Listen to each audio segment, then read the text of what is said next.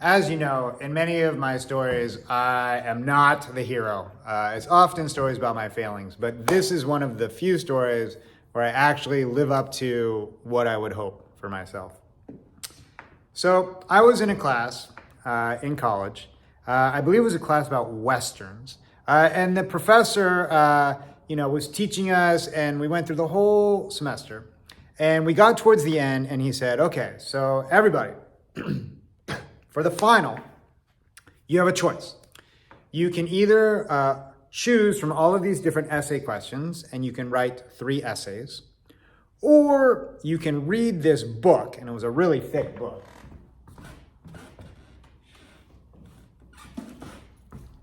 Probably like this, a really thick book. And there was only like a week left in the class, maybe 2 weeks. He said, or you can read this book. It was called Marjorie Morningstar. And then we'll watch the movie adaptation of the book, and you can take a multiple choice test, just, 4 or 5 questions. And then that'll be your final. I was like, this is really strange. Like, I can definitely do the essays. I did the readings, and I studied, and I knew the stuff. I knew I could do well in the essays. And I didn't want to read that thick book because I was like, I don't think I can read that book in, a week and a half or 2 weeks.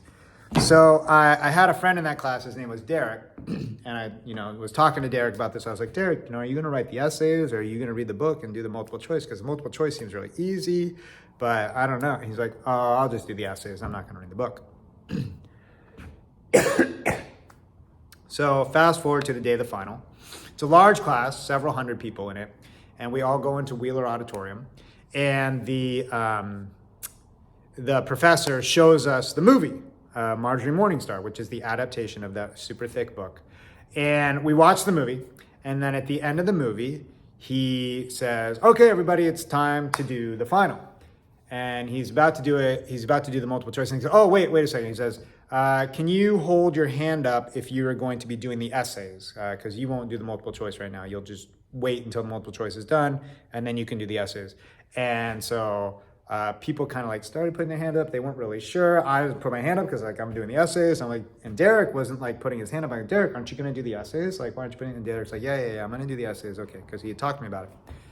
And I know for a fact that a lot of the students in that class had not read the book because it was so thick, and I just knew. And I talked to different people, and I just knew they hadn't read the book.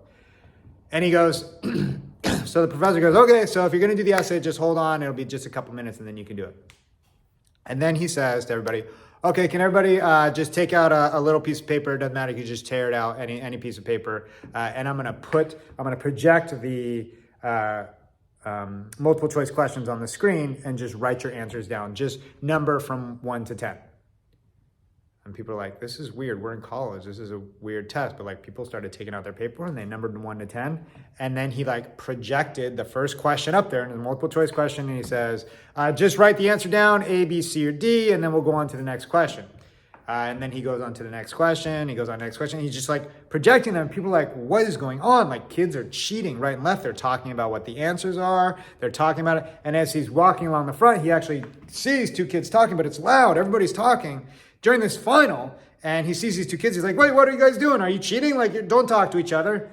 And they're like, oh, okay. But everybody in the audience is like just still talking. And essentially they're cheating.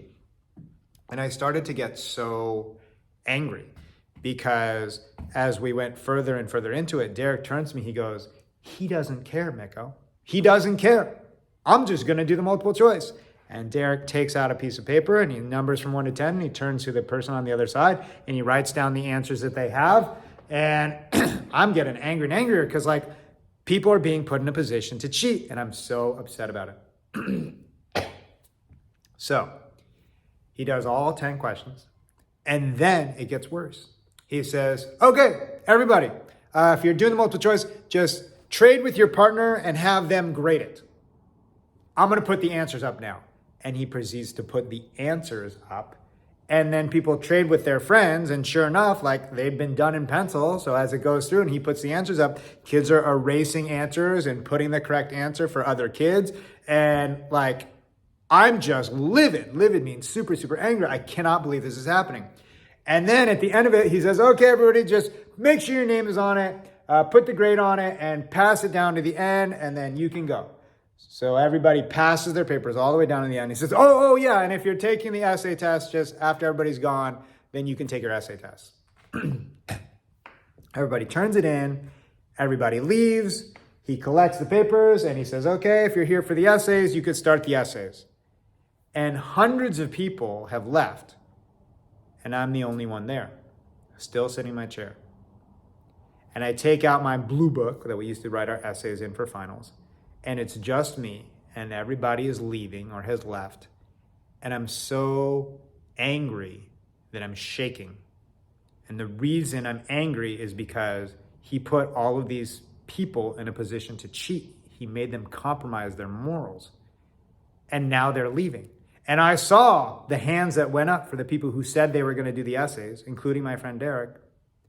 And I was the only person there. So all these people changed their mind, cheated, and left. So my hand is shaking, my whole body's shaking with rage, and I open up my blue book, and I take out the essay questions, and I'm about to start writing my essay, and I'm just like, I have to talk to this guy. So I collect my stuff, I walk down the aisle, I go down the aisle, and he's sitting up on the stage, sort of like sorting the papers. And I go, Professor, can I talk to you, please? And he turns around and goes, sure. And I say, I don't understand what's happening. And he says, what do you mean? I said, you asked people who were going to do the essay to raise their hands. A whole bunch of people raised their hands. I was one of them. And now all of those people are gone, and they did the multiple choice. And he says, oh, well, they changed their mind. I said, yeah, they changed their mind because you basically showed that it was okay to cheat. And he goes, wait a second. I didn't say it was okay to cheat. They made that choice themselves. I said, yeah, but you set up a situation where you basically showed them they didn't care. And then you had kids, you projected the answers up and they were cheating. He's like, I did what I did, and everybody chooses how they want to respond. And I said to him, but why did you do it that way? And he said, well, the administration at the school tells me that I have to give a final. So I have to do something that gives a final. But I don't really want to give a final, but I have to. So this is what I came up with. And I said, do you even care if I write these essays right now? Because I can go back to my seat and I can write 3 great essays and I'll do wonderfully on them, but do you even care if I do it? And he said, well, the administration says I have to give some form of culminating activity and ending activity to bring closure to the class. And as far as I'm concerned, this conversation that you and I are having right now is a culminating activity. So you can turn in your blue book without writing the essays, and I will give you an A on it, and then you can go. So I turned in my blue book, and he gave me an A. And I turned around and I walked out. But I was still so angry. And the first thing I did is I went and I found my friend and I told him this whole story. And I was like, I don't understand why he put people in the position to cheat. And I'm still upset of it today. He shouldn't have done that.